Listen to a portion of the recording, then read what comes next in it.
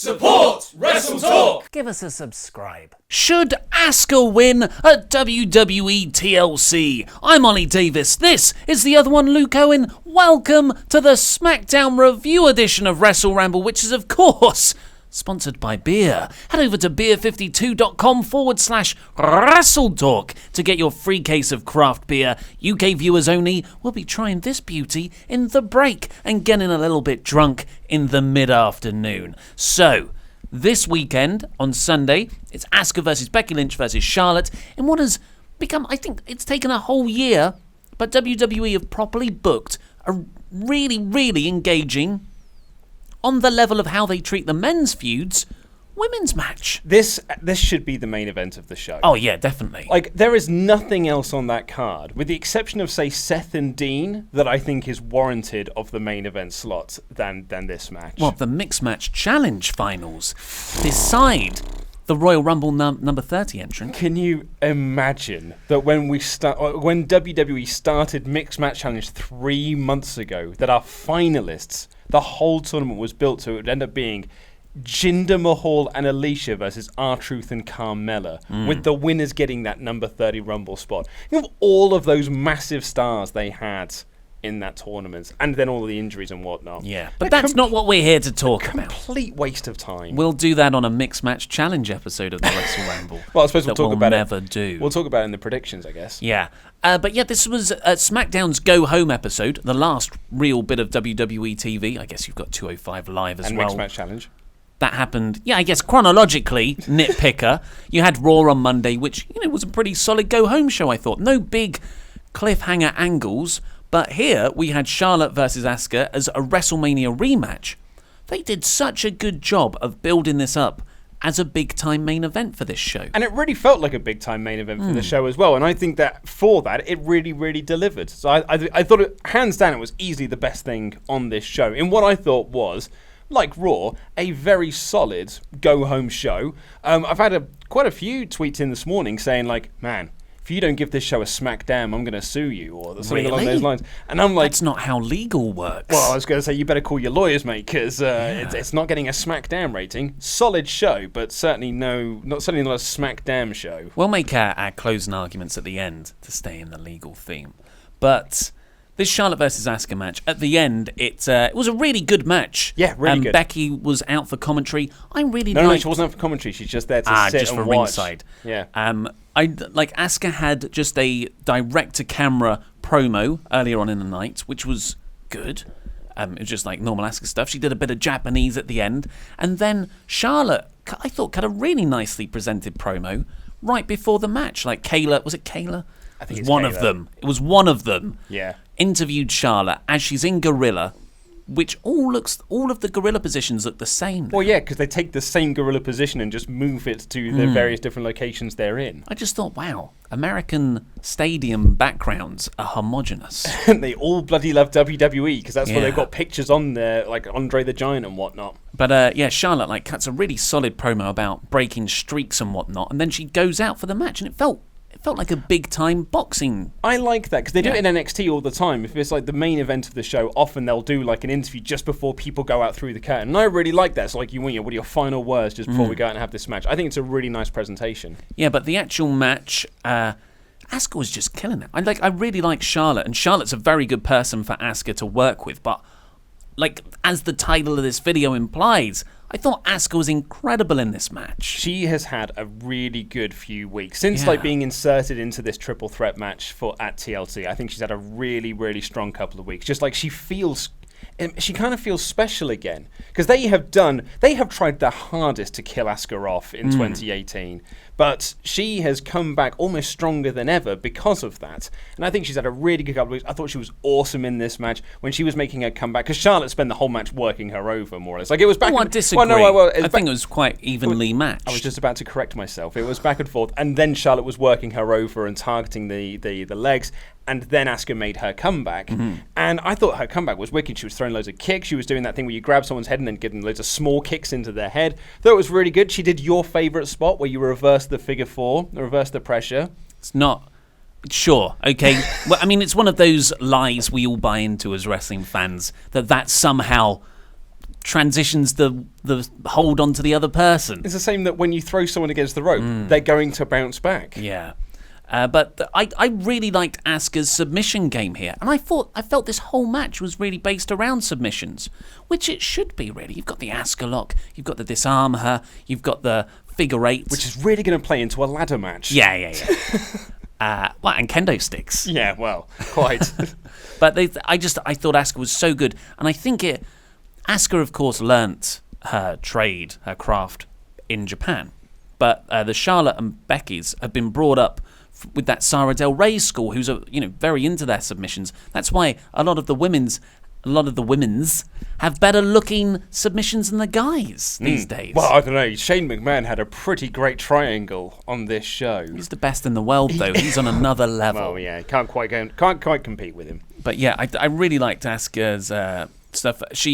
There was one brilliant bit where near the end, this was sort of the end bit, where Asuka goes for a moonsault. Charlotte went for a moonsault. Charlotte went for a moonsault near the end, which she hadn't hit previously. Asuka gets the boot up. Charlotte sees this, stops, catches the boot on the way down, going to do her own submission, but Asuka gets that into a rear naked choke. Yeah, she rolls her up into a pinfall, and then from that transitions it into the Asuka lock, and it was really cool, and then they spilled to the outside. I thought it was a wicked spot prior to that, when Charlotte went for the spear, and Asuka countered it into like a code breaker. I thought that was a really, really nice spot. I thought it was some really, really good action in this. And we should also, I don't know if I want to compliment or just be in awe of that Asuka German suplex onto Charlotte's head. Crikey, right at the start. Yeah, that was a hot way to start. It really was. That literally is my notes. Like, well, this has started off hot. Yeah, it wasn't like Nakamura exploder suplexing Cena dangerous, or Brock Lesnar and Daniel Bryan. But it was, that was you coming down pretty vertically there, Charlotte. Yeah, she really was. And then they fall to the outside, and then Charlotte, like the baby face that she is, that Ollie Davis has been talking about for the last couple of weeks, grabs a kendo stick, realizes that she's lost the match, and just starts waffling her with the kendo stick, just like a baby face would. No, it's classic baby face tactics. I'm going to take all my competitors out ahead of the big title match this Sunday. I know I've got this match lost, just like she had the match lost at Survivor Series, and that's why she took out Ronda Rousey with the kendo stick. Charlotte, Ricky Steamboat, one and the same in terms of just really straight-laced, blue-eyed baby faces. Oh, Sting used to do this all the time when he was just that surfer, blue-eyed baby face. But that's what happened. Charlotte attacks Asuka with a kendo stick, which jars somewhat with the TLC theme. Like you had all these ladders around the ring. Right? Like, you get a kendo stick? Yeah. Someone posted on Reddit as well, like, who's the person who's into kendo? And I never really thought about this. Apparently kendo's quite a niche martial art. I just assumed a stick was from the place of kendo. I think they just, because it used to be a Singapore cane, didn't it? And they just renamed it. But I think they just, it's just become a staple of wrestling, really, isn't it? It is a wrestling weapon. Was it a Steve Blackman thing? No. Did he call it kendo sticks? No, he had like the little tiny sticks, didn't he? His little drumming sticks. Yeah. Yeah, exactly. Yeah. But Charlotte uses the kendo stick, which is there from the Survivor Series Ronda Rousey match. So it is thematically consistent, and she beats up Asuka. Becky, awesomely. Just like, okay. See you later. I'm off. Doesn't run away, just walks off. Yeah, I'm done with this, mate. Yeah, and Charlotte attacks her, and Becky takes a few bumps. Like a baby face. Like a total baby face. And Becky took a few bumps here, at least, which gives us hope that she is super cleared. I think she's definitely working Sunday. She's definitely there for Sunday. And then Becky came back on Charlotte. She got the kendo stick. She was hitting everyone like a total baby face. And then Asuka got the kendo stick at the end and beat them both up with possibly the worst camera work of the year. Oh my god! My note here is just like, this would be so much better if it wasn't directed by Kevin Dunn. It was so difficult to watch. So Asuka's on the announce table. Becky's draped, I think, on the announcer's table. Charlotte's on the floor. Asuka's got the kendo stick. Hits Charlotte. Hits Becky. Hits Charlotte. Hits Becky. Over and over again, really quick. Great spot. I wish I could have seen it, because Kevin Dunn is zooming in, zooming out, zooming in, zooming out on every strike. It was horrendous. Oh my god, I don't suffer from motion sickness, but it was awful to watch. I fell over, and I was sitting down when I watched that. It was gross. Yeah, but Asuka stands tall on the go home show. Poses like the Sandman. Yeah. Yeah, no, I'm the Sandman. No, I'm the best Sandman. Sandwoman. Sand people. Person. Well, Becky is the man. Yeah. She's now also the Sandman. Yeah, I was going to say, Asuka is now the Sandman. Yeah, that's my only criticism. I just think, like, seeing these three there, unlike... It's weird how Raw did a better job building up the TLC concept for a match that they don't have a TLC. Well, I guess Baron's in the TLC match. Yes, but our theory is that that's not happening. Whereas, just at the visual at the end here, I thought this was just going to be a three-way. When I think you should have had, Asuka just standing on top of a ladder after beating them both down with a chair would have been better. Yeah. So to the question of should Asuka win at TLC, I'll be honest, at this point, I'm so invested in these three that I think I could probably be happy with either three of them winning. Probably Charlotte at the bottom. Yes. I'd rather Becky retain or Asuka win. I would probably make the argument that Asuka is probably like 0-12 in championship matches in 2018 or whatever it is. So probably another loss doesn't exactly do her a lot of favors. But do we want to be taking the title off Becky? However, the other argument is surely, or I shouldn't say surely, do we want to be moving Becky away from the SmackDown Championship and start putting her on that path towards Ronda Rousey at WrestleMania and after the Raw Women's Championship? Totally, yeah, and the way you can do that is have Becky storm through that Rumble and then challenge Ronda at the end of it for Mania. Yeah, Becky in the Rumble, just that to me just seems like it's the best thing ever.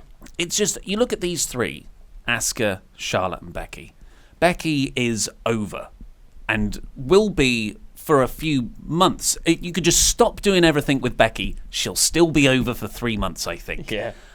Charlotte is Charlotte. She's just always going to be there. She's fine. Yep. She's a flare. Whereas Asuka, despite that unbeaten start, which never really caught fire in the way it should have done. Yeah, they somehow managed to just not really... They didn't know... Basically, they got brought up to the main roster and just didn't know what to do. So they were like, well, they'll have to do squash matches. No, we've done that now. Have her beat all of the Raw roster. Oh, God, we've done that now. Lose?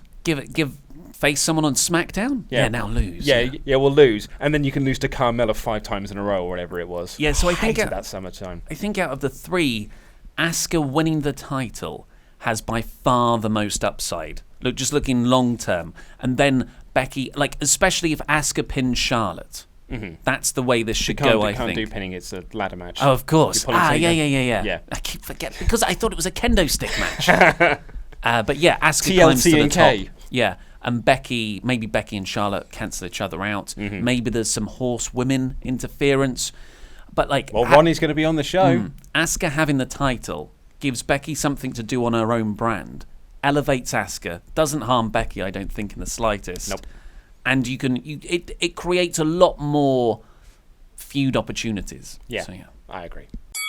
WrestleRamble is, of course, sponsored by beer. Beer52.com/WrestleTalk. UK viewers only. Head over there. Get yourself a Christmas treat. Yeah, and we are in for a bit of a Christmas treat with today's one. So it's a free case of craft beer. Yes. All you have to do is pay for postage and packaging. Absolutely, exactly. So yeah, this is Saison from St. Austell. Let's have a look at the tasting notes. This Cornish interpretation of a traditional Belgian farmhouse ale is brewed with a blend of barley, wheat and oat malts, then gently spiced with ginger, lemon and lime zest. Saison has a hint of cinnamon, hence my Christmas notes earlier, and is fermented with a special strain of Saison yeast to deliver an assertive beer with a peppery spice and a refreshing citrus finish. Oh, that's really nice. Yeah, I can taste the ginger. Yeah? Because I'm not usually big on ginger. What about Laurie? You like Laurie? It's about him and Becky Lynch are the only gingers I've ever liked. That's not strictly true. I really liked Alison Hannigan when I was a teenager. Should we get on with the full review? It's a SmackDown review, Michael. I love it. We got us a flying Usos. SmackDown opened with some really good video packages, I thought, recapping what's been going on recently and just profiling these two things that are happening tonight, which is the Charlotte and Asuka match we've already talked about, and Daniel Bryan versus Mustafa Ali. So, that was the first I'd heard of it. Okay, so you and I, we were at the Prince Charles Cinema last night for the Muppet Christmas Carol sing-along. Great time. Great time we had. So I saw this when I got home. I was trying to madly avoid, because it turns out the Apprentice semi-finals were on last night. Oh, did you not see this? No. Yeah, no. So the final is tonight. The semi-finals were on last night. The interviews. What? I know, right? I found that out when I was on the tube because I went onto Twitter and it was like, happening live now. The Apprentice was like, oh god, get away.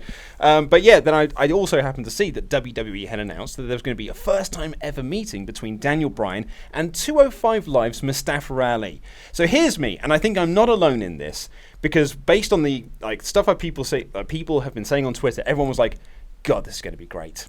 This would be a really good opportunity to show off Mustafa Ali, a really good time to show off 205 Live, really hopefully put some credibility behind that name, put some credibility behind the division, and those two will just have an absolutely stonking match. I don't really think that's what we got, though. Well, I would argue that is, and I'm definitely guilty of this myself. I think when WWE announce some things sometimes, or they do certain storylines, we, as very passionate fans for wrestling, we just sit back and go, oh, they can go this way, they can go that way. So when you hear this kind of match, I think you confuse, like I said, I do it as well. I think it's easy to confuse what I want to happen with what I think, what I need to happen. And really, on paper, I've got zero problem with this because Daniel Bryan is defending his title on Sunday. Mm-hmm. I thought he made Mustafa Ali look excellent. He gave him a bit of offense. He got the upper hand before the break. But then, ultimately, Bryan should beat him because he's the WWE champion. 100%. And who's Mustafa Ali? I know that I know who Mustafa Ali is, but the larger audience, you want to get them to buy TLC this weekend or subscribe to the network. And if one of the featured matches, the guy in that defending his title, is kind of on the ropes to a guy you've just seen, that helps Mustafa Ali a lot. But right now, Bryan should be the focus. Okay, but we've never said this about AJ when he was facing Andrade Cien Almas, and Almas was getting the better of AJ, and these two had a really good match which put over Almas in defeat. But that wasn't the go-home show. But still, it was a show where AJ Styles was going to be defending the WWE Championship at some point. I still think the same point stands. I just think, for me, this would have been a great opportunity because I think this is the best way to use the cruiserweights. Actually, get them on the shows. They don't have to just be on Raw. Get them on Raw. Get them on SmackDown. Use them on NXT. Just have them all over the place and put on really, really great matches where they can show off what they can do because they have got an awesome, awesome division. And Mustafa Ali tweeted out an image that when he got back into Gorilla, what he saw was the other stars of 205 Live watching the monitor. Bless them. And being like, maybe this is our chance. This is our time that we're now going to be used on TV a little bit more. I just think, maybe it's just me, but I thought this might have been a slight wasted opportunity into not showcase Mustafa Ali more than just being here to... Because otherwise, if you're just going to have Daniel Bryan dominate and win, then let's have it be any old random jobber. Well, let's go through what happened, because I wouldn't say he was dominated, and I think he did look really good coming out of this. And I think Mustafa Ali is now in everyone's consciousnesses, minds, and next week or the week after is when he can really test Jeff Hardy. You do realize he's never coming back to SmackDown Live? Yes, I know, unfortunately. So Daniel Bryan comes out and he just cuts an excellent promo. He's so good. Really good. He says, "Last week I called you people sheep, and I'm out here to apologise to the sheep because that was unfair. You're more like parasites." Yeah. He was brilliant. His delivery. He had this amazing line where it's like, in parasites, you just move on to the next thing. And at the moment, you are parasites that are lurching on the sofa. Lurking. No, it's not quite Lars Sullivan lurking. You are leeching onto the sofa into the house that AJ Styles built. Love that line. That's great. But as he's talking, he's interrupted by Mustafa Ali. And of course, we know they're going to face each other from the very well set up video package at the start of the show.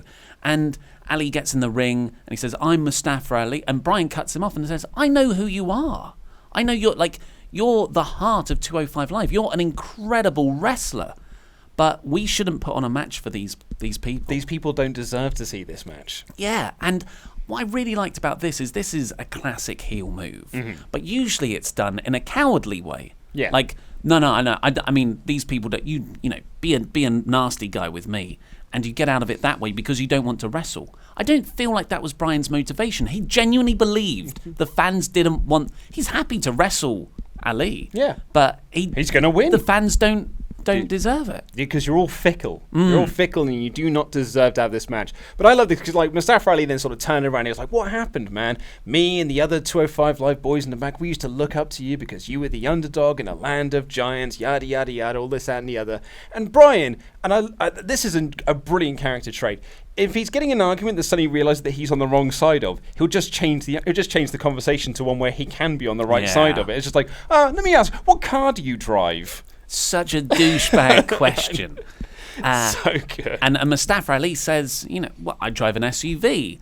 And Bryan goes, like, really well, but you're a small man. Why do you need such a big car? And Ali, you know, says, well, I've got a family. I drive them. And as he's answering, Bryan interrupts him with a slap across the face. And then just starts calling him ignorant. Yeah. Ignorance. Just slapping him across the face. Like, what an ignorant answer that is. Slapping him saying ignorant. I loved this. And Ali fires back with a Hurricane Rana and a drop kick to the outside. And he does a big old dive to the outside. Good start. But then it goes to break. Yeah, I was going to say, we're going to go to ad break, and then we got another ad break shortly into the match as well. Like the biggest spot in this match was during an ad break, which is when Ali did the Spanish fly off the top. Like, why would you do that in the commercial break? Like, I hate the fact that SmackDown... Yeah. There was only one match on this show that didn't have a commercial break in it, which was the 30-second Shane McMahon match that we got later. And it always breaks up flow. And I appreciate the irony of that because we have ad breaks in this show. But I try and find a point where we're not talking, or we finish talking about a topic, and then there's an ad break and we move on to the next thing. And it's just, it's really annoying then when you have like a big spot like that, the big spot that people might remember from this, and it's in an ad break. I see what you're talking about. But then Ali was on top for a bit. Not very long, because it was overall like a very short match of TV time. Yeah. More of it happened in the break. It was about 2 minutes or like maybe 3 minutes worth of actual TV time. Yeah, Ali goes up to the top, goes for his brilliantly looking inverted 450. The 054. But Bryan gets out the way, gets Ali's leg, heels it up, smashes the leg on the ring post, does a chop block just like he did to AJ Styles last week. Heel hook or knee bar, whatever it is. They call it the heel hook. Yep, and Ali taps to win. Yeah. I honestly, I thought Mustafa Ali looks great. I didn't come out of that being like, this is Daniel Bryan. He's the WWE champion. I get that, but you can make someone look good in defeat. Yeah, I think he did look good in defeat. I don't know, man. I disagree. I thought that he looked like any old random jobber that could have been on this show that got a tiny bit of offense. Hey, you know, the jobber's got a tiny bit of offense on Shane McMahon. You wouldn't say that. I don't know their names. They're the Vegas boys. Yeah, but like Bryan put over Ali as like, you're an amazing wrestler. Like, yeah, you say words, but you got to also show people. You show, don't tell. He did an inverted 450. He did a move. He did a Spanish fly off the top rope. That was in the commercial break. But we saw it. He did the senton over the top rope. I think they could have done more to put him over in defeat. That's all I'm saying. What I would say though is I thought the finish was great. I thought the finish ruled, and I thought that Bryan should have absolutely won. Bryan should have been the one that looked better in the match. And Bryan dominating him on the outside and beating him up on the ramp, I thought was a really great way to finish off this segment. Yeah, I think have that match where Ali actually has a really good showing, just beyond like a little highlight reel, really. But you don't do that on the go home week. I sincerely believe that, and I think WWE did the right thing here. The commentators.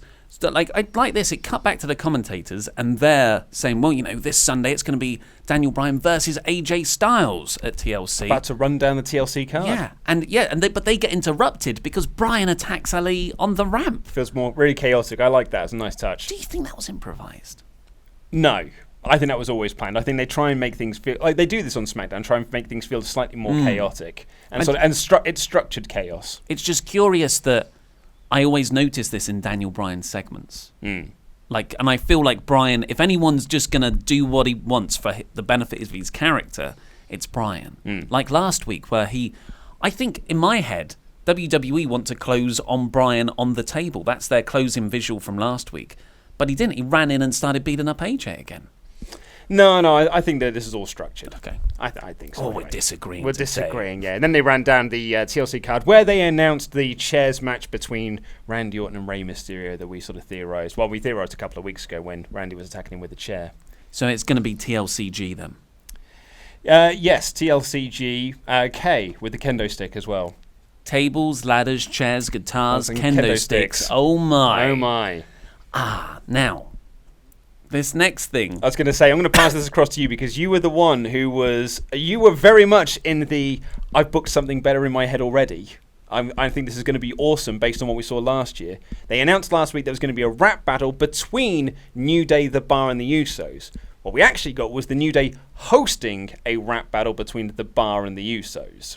And you loved the rap battle last year. I thought it was excellent. What did you make of this year's one? Yeah, it didn't have any of the venom. I thought that Cesaro and Sheamus were going to be goofy and not do good rapping because, they're not of the same. It's not their gimmick. Yeah, it's not their gimmick. Thank you for saving me there. And you're welcome. And Sheamus and Cesaro, I thought they could at least, because you can say essentially a poem. So you just have to cut a promo that rhymes, and sure, that can pass as a rap in this WWE rap battle. I'm thinking Louis Theroux when he does the rap battle. It's one of my favourite episodes. Like that, you just need good scripted material. So you wanted was Sheamus going, I'm Louis Theroux, I'm Louis Theroux. Yeah. Or just have some stuff that has, Naomi's better than you, or just the usual well that WWE go to when they script these kinds of things. But they didn't. They had Sheamus and Cesaro doing just a Vanilla Ice acapella. They were dressed up as Run DMC. Sheamus had the Scotty 2 Hottie lids with the hole cut in the top so his mohawk could stick through. And then they did Ice Ice Baby, but replaced it as Ice Ice Shamey. Hey man, I laughed. I did laugh. I thought it was funny. I thought they were very funny in what they did. I thought they looked funny. It made me laugh. Yeah, but fine, okay, you do that, but that's your opening bit. After that, the Usos should come back and do, a really great thing, touch on reality, and then the Bar come back and actually do their own good material. But that's not what happened at all. Well, I think I preferred it this way, slightly, where you had the Bar kind of lowering themselves to their level, did something very goofy and try to make the people laugh. Then the Usos did their rap, which is actually the bit of the segment I didn't really like because I didn't think what they did was particularly great. Like last year, what you touched upon there is they touched upon real life things or things that people you shouldn't really talk about. That's a bit taboo, saying things like that. Wasn't there even a reference to Paige's sex tape last year? Yeah, absolutely. But they didn't do that. They just sort of said they made a reference to Matt Hardy, then said, "Oh, you were in the Teenage Mutant Ninja Turtles movie playing Rocksteady." And then you got your teeth knocked out by a post. And yeah. But what I liked about that was then the Bar were just like, I've had enough of this, and then just beat everyone up and stood tall. Yeah, I just I was wrong. I thought they would try and do a similar level of realism, a sort of work shoot thing as the last rap battle. So are you saying that I was right? I'm saying I'm wrong.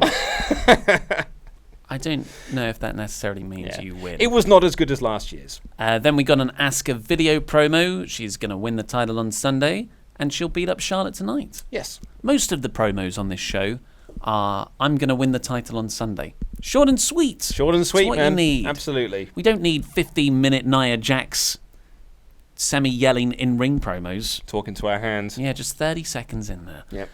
Then we got The Miz, speaking of in-ring promos. He's got the Best in the World trophy in the ring, and he's begging Shane McMahon to come out. And he does, and Miz pitches to him. That's become a tag team. Yep, we're on this train again of we're going to be a tag team together. We're going to be the best tag team in the world. I've arranged for us to have a match. And he calls a referee down, and he sets up these two lads called the Vegas Boys, because they were in Vegas for this show. And and then they had this match, which was full of Shane McMahon potatoes, a botched float over DDT, and a horrendous triangle. And Shane won. I think the gimmick was that Miz had paid the referee, or duped the referee into coming out, paid these jobbers. No, he'd said to the jobbers, it gets revealed later on, because Paige is backstage yelling at the referee saying, why did you go out for that match? And he said, Miz told me it was a sanctioned match. and the Vegas boys come in sort of holding up their necks because they've been beaten up by Shane McMahon, and they hand over their invoice saying Miz said we'd get paid $5,000 each for this match. Paige tore up the invoice and sent them on their way. Yeah. Shane's like, I don't really want to do this, but then when the jobbers attack him in the ring, or the enhancement talent, let's be nice, attack him, that's when he just unloads and beats them in quick order. It was, those punches were just, I found it quite embarrassing. Yeah, there are a couple of shots on WWE.com, which is like Shane McMahon just literally punching these people in the face. And it really felt like, my daddy's the boss of this company. I do what I want. I'm the best in the world. But like not even in a funny way, where like after a while the best in the world thing was just funny from we got trolled. I didn't like this at all, really. I think the storyline sucks, man. I think this really, really sucks. Barn Burner had a report yesterday, so take with a huge pinch of salt that Miz and Shane will wrestle for the trophy at WrestleMania. Oh, I can completely believe that. I thought that's why we were building to something at WrestleMania anyway. Next up, we had Randy Orton come down to the ring, and he sort of sized up a few chairs at ringside and picks one up, and he's like, ooh, this will make a fine weapon. I think he's very good at being this, like, hearing voices in his head. That's pretty much, like, all my notes were, Randy Orton came out from a promo, good, great, lovely stuff. It's like, it literally is the Alan Partridge shrug of just like, don't care, mate. I really could not care. But he was building up his chairs match with Rey. Fun fact for you, there are almost as many pictures for this segment in the SmackDown archives than there were for the tag match that came afterwards. There were 16 photos in this album on WWE.com. It's Randy Orton standing there saying words. What a specimen, though. Crikey. If you Apex Predator. If you could build a wrestler from the ground up. And he sort of does the thing where he says, look at this clip on the screen. And it's him destroying Rey's neck in various segments. You're like, oh, okay, so the chair, because I forgot about all that. Really? Yeah. I was like, why is it a chair match? I was like, oh, yeah, because that's the whole build. Yeah, he's been attacking him with chairs for the last 3 weeks. But Randy says, when everyone else is thinking about TLC, you'll only be thinking about the 3 most dangerous letters in WWE. R. K. Ow. Yeah, because he got attacked by a chair from Rey. Yeah, and then he ran away. Cool. Got a 619 as well. I don't think he actually hit the 619. I think he got set up for it. Okay, but then he didn't actually hit it. Yeah. Then there was a Becky Lynch promo backstage, just being awesome. Yep, being great. But then it came back, and it was Rey Mysterio and Jeff Hardy. Wasn't it? No, you've written completely the wrong people here. It was Rusev and Jeff Hardy versus Shinsuke Nakamura and Samoa Joe, not Rey Mysterio and Jeff Hardy versus Randy Orton and Samoa Joe, as you've written here. You are totally right. Your first note even says Nakamura comes out in a blue onesie. You are completely right. I was confused about how that previous segment seemed to build up this match and Randy left.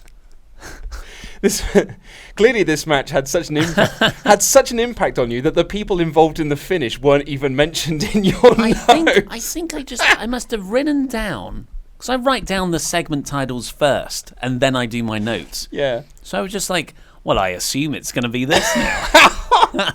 Why is Rusev coming out though? But yeah, Nakamura came out in a blue onesie. Yeah, in his PJs. I thought he looked cool.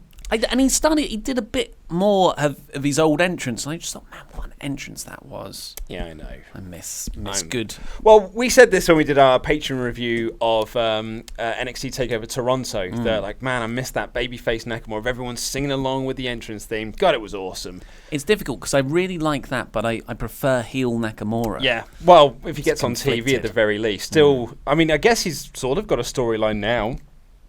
With Rusev. Yeah. I mean, that stretches back to Crown Jewel. It does, yeah. Just pointless. Anyway, ad break. Carmella and R-Truth came out to do a dance break. Yeah, the dance break gets shown on TV, but the wrestling match, that has to be stopped for an ad break. It is only 5 seconds. Hey, man. I think there are more. I would cut off a few promos of people saying, I will win on Sunday. over the dance break. I get a kick out the dance break. Yep. And just R-Truth afterwards going, proceed. Also, and they might be the number 30 entrant in the Royal Rumble, so you got to put them over, haven't you? Anyway, Rusev won. I thought Rusev had a really good, really good. And Lana on the outside cheering him on looked really, really great. I'm a big fan of Rusev. Love Nakamura. Love Joe. Loved Hardy. Love the fact that these two feuds that aren't actually connected to TLC, because at the time of this recording, none of these four are on the TLC card, but SmackDown just keeping those plates spinning, just keeping that pot boiling, ready for when we get past TLC and we can carry on these feuds on there. I think this was an excellent segment. Yeah, it was good. It was just the star power in the ring as well. Rey Mysterio, Randy Orton. Man, I thought Joe and Nakamura were just like a great visual. Former NXT foes. Now the best of friends because they're both heels. But the only thing I would have changed, I think, the finish was Rusev off this really good, angry, fiery hot tag. Don't look at my notes. I know I've written that wrong. Let me finish my point, and then you can point out what an idiot I am. Okay. So Rusev has this fiery hot tag, but then Nakamura comes back. Jeff takes out Joe, and then Nakamura's going to do the Kinshasa, but Rusev hits a super kick and wins. The match kick, yeah. Now, of course, they're in the feud, so I would have preferred to have had Rusev beat someone else. Like Rusev beat Joe. I don't mind beating the champion in a tag match to set up you getting a singles opportunity, then a championship opportunity for that title. But yeah, I mean, do you want to read what your note says? What I've written here is I would have had Rusev beat Randy. But of course, what I meant was Joe. Yeah, your notes are a cacophony of nonsense. I think I was making coffee in this match. Then we got Miz and Shane backstage. Shane McMahon comes up and confronts Randy Orton. Confronts the Miz backstage. For like, why did you get those guys to attack me, buddy? And Miz tugs at the heartstrings here. Like, Miz did a very good puppy dog eye performance. This is the first time that Miz felt like he was actually turning babyface. He said that he really wants to be a tag team with him, Shane. I've never been called the best in the world before, but when we won that trophy, I was. And he extends his hand for a handshake, but Shane just walks away. Like a heel. Yeah, and usually you would have the camera go in on Miz, and Miz would go from the sad face to the I'm going to get your face. But this one, he just looked like a beaten up puppy. Just sad. Yeah. And then AJ Styles said he's going to win at TLC. Yeah, we also got another promo for Lark Sullivan, who is Larsing. Lurking Sullivan. So yeah, I thought this was a totally solid show. Yeah, completely agree. I mean, yeah, smack bang in the middle for me. I'm really happy that people can be very pleased by stuff if they're going away thinking, well, that's a SmackDown. That was a 5 out of 5 flawless show with at least 3 fantastic all-time great segments. Yeah. I'm happy that there are people out there who can watch this episode and be that happy. Well, I think that going by this past year, the way that the wrestling community are online is that Raw can never do right. And if it does do something modically right, it's a fine show. It's an average show. But SmackDown can do no wrong. So when SmackDown puts on an average show, it's the best show ever. So I thought it was, smack bang. I gave it a high smack bang in the middle or a low smacktastic. Take your pick. But yeah, I thought it was a very, very solid show. And I'm excited for TLC. Maybe not the Randy Ray match, but I am excited for the 3-way for the tag titles. I'm excited for the triple threat for the women's title. And I'm excited for AJ Bryan. Yeah, there's a lot of matches on there. But we'll have predictions for all of them on Friday. Friday? I thought they were going on Thursday. Well, that's usually an NXT day, isn't it? That's true. Yeah, so Friday it is then. Friday usually for predictions. Lovely stuff. Go over to beer52.com/WrestleTalk to get your free case of craft beer, UK viewers only, and click the videos that have just appeared on this table to catch up with the latest awesome WrestleTalk things, and this button, which will subscribe you to the podcast version. I've been Ollie Davis, this has been Luke Owen, and that was Rambling.